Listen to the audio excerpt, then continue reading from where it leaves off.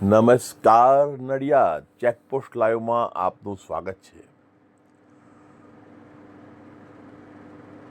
આપ આ જે જોઈ રહ્યા છો તે છે નડિયાદના ઇન્દિરાનગરમાં એક ગલીમાં જે ગટર ઉભરાયેલી છે તમે જોઈ શકો છો।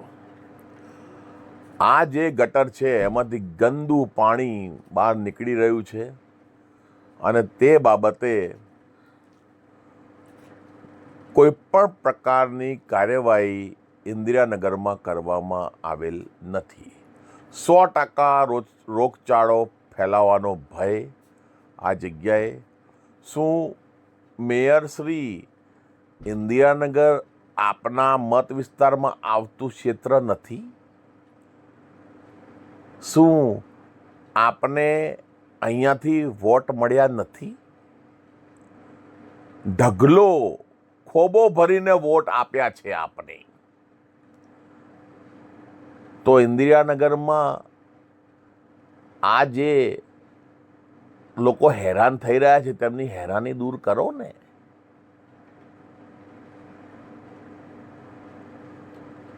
એટલે આ બાબતે તાત્કાલિક ધોરણે, કારણ કે હવે ચોમાસું આવી ગયું છે, જો ચોમાસાના વરસાદનું પાણી ભરાશે તો ઘેર ઘેર આ ગંદુ પાણી ફેલાઈ જશે અને પછી બીમારીના ઘર, પછી પાછું સરકારી હોસ્પિટલોમાં લોકો દાખલ થાય અને સરકારના જ રૂપિયાની દવાઓ આ લોકોને આપવી પડે। એટલે છેવટે બોજો ક્યાં વધે? સરકારશ્રી ઉપર। સરકારશ્રી જે ફંડ આપે છે તે ફંડનો જો યોગ્ય ઉપયોગ થાય તો મેડિકલમાં જે રૂપિયાનું જે પાણી થાય છે તે વ્યય ઘટી જાય।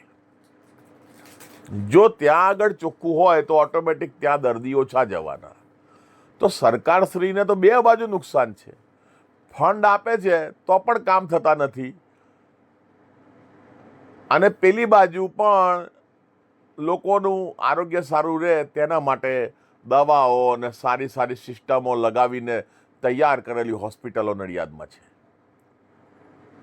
તો આ બાબતે શું મેયરશ્રી ધ્યાન આપશે કે પછી મને પણ દેશ વિરોધી કહેશો કે આ ચેનલમાં ન્યૂઝ બનાવનારો પરપ્રાંતીય છે, સરદારજી છે, એટલે એને પણ આપણે દેશ વિરોધી કહી દો? મને તમે દેશ વિરોધી કહેશો એનો કશો વાંધો નહીં, કહી શકો છો તમારે મને કહેવું હોય તો। અમે સાંભળવા માટે ટેવાયેલા છીએ, અમને લોકો એવું જ કહે છે ઘણા લોકો।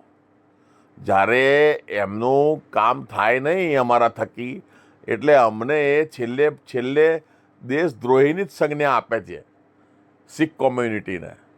ભલે ને સરહદો ઉપર અમે ગોળીઓ ખાઈએ, ઓલિમ્પિકમાં મેડલો લાવીએ, પણ જ્યારે એમનો મતલબ સર ના થાય, જ્યારે એમના સગવડ પ્રમાણે અમે એમની વાત માનીએ નહીં, એટલે અમને બનાવી દેવામાં આવે છે દેશદ્રોહી, પરપ્રાંતીય, ત્રાસવાદી, શું દેશ વિરોધી, આ રીતે સંજ્ઞા આપવામાં આવે છે।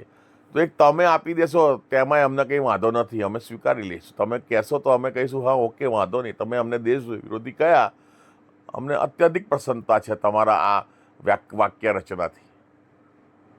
નહીં કહો તો કશો વાંધો નથી। એટલે આ બાબતે યોગ્ય કાર્યવાહી કરશો તેવી ઇન્દિરાનગરની જનતાની માંગણી છે।